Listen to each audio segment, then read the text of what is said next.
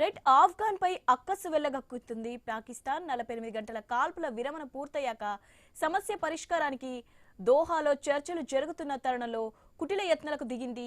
ఆఫ్ఘాన్ పై మరోసారి వైమానిక దాడులకు దిగింది. ఆఫ్ఘాన్ పై లేనిపోని ఆరోపణలు చేస్తూ అక్కడి అమాయక ప్రజల ప్రాణాలు తీస్తోంది. ఇప్పుడు ఏకంగా ఆఫ్ఘాన్ క్రికెటర్ల ప్రాణాలు చిదిమేసింది. ఈస్టర్న్ పాకిక్టా ప్రావిన్స్ పై జరిపిన దాడుల్లో దాదాపు 15 మంది వరకు ప్రాణాలు కోల్పోయారు. వారిలో 3 దేశవాళీ క్రికెటర్లు ఉన్నారు.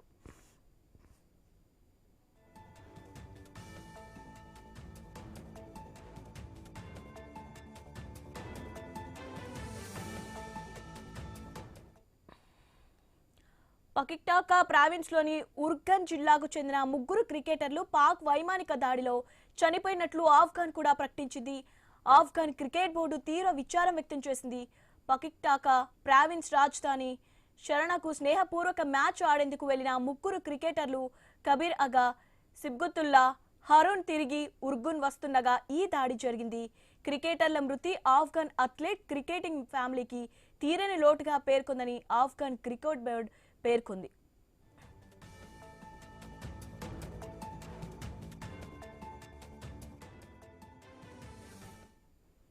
తాజా దాడులపై ఆగ్రహం వ్యక్తం చేసిన ఆఫ్ఘాన్ క్రికెట్ బోర్డు పాకిస్తాన్తో ఎలాంటి క్రికెట్ మ్యాచ్లు ఉండబోవని ప్రకటించింది. వచ్చే నెలలో జరగబోయే ముక్కోనపు టీ20 సిరీస్ నుంచి వైదొలుగుతున్నట్లు ప్రకటించింది. ఇందులో పాకిస్తాన్ కూడా ఆడుతోంది. వైమానిక దాడుల్లో క్రికెటర్ల ప్రాణాలు తీయడాన్ని ఆఫ్ఘాన్ స్టార్ క్రికెట్ రషీద్ ఖాన్ తీవ్రంగా మండిపడ్డారు. పాకిస్తాన్ చేసిన తీవ్రమైన ఆటవిక చర్యగా పేర్కొన్నాడు. మానవ హక్కుల ఉల్లంఘనగా పరిగణించాలని డిమాండ్ చేశారు రషీద్ ఖాన్. తమ దేశవాళీ క్రికెటర్ల ప్రాణాలు తీయడం క్షమించరాని నేరంగా ఆఫ్ఘాన్ పేసర్ ఫజల్ హక్ ఫారూఖీ పేర్కొనగా ఇది క్రికెట్ ఫ్యామిలీకి తీరని లోటుగా మరో సీనియర్ క్రికెటర్ మహమ్మద్ నబీ ఆగ్రహం వ్యక్తం చేశారు. తమ దేశానికి శత్రువైన పాక్ వైమానిక దాడుల్లో క్రికెటర్లు మృతి చెందారని వినడం బాధాకరమన్నారు మరో cricketer Rahmanullah గుర్బజ్.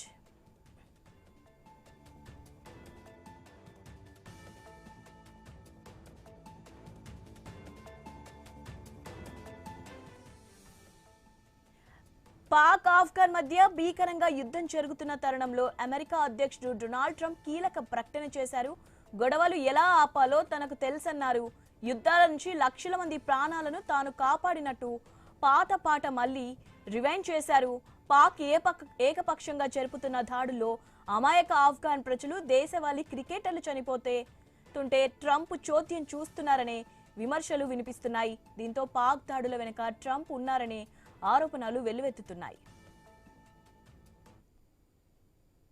This is pretty much the last one, although I do understand that Pakistan attacked, or there is an attack going on with Afghanistan. That's an easy one for me to solve if I have to solve it. In the meantime, I have to run the USA, but I love solving wars. You know why? I like stopping people from being killed, and I've saved millions and millions of lives, and I think we're going to have success with this war. This is pretty much the last one, although I do understand that Pakistan attacked, or there is an attack going on with Afghanistan. That's an easy one for me to solve if I have to solve it. In the meantime, I have to run the USA, but I love solving wars. You know why? I like stopping people from being killed, and I've saved millions and millions of lives, and I think we're going to have success with this war. ప్రస్తుతం Durand సరిహద్దు వెంట పరిస్థితులు భీతవహంగా ఉన్నాయి. ఆఫ్ఘాన్ పాక్ మధ్య ఘర్షణలు మరింత శత్రుమించుతున్నాయి. 2 వైపులా కాల్పుల హోరు తప్ప మరో మాట లేదు. ఆ కారణంగా ఆఫ్ఘాన్తో కయ్యం పెట్టుకుంటోంది పాకిస్తాన్.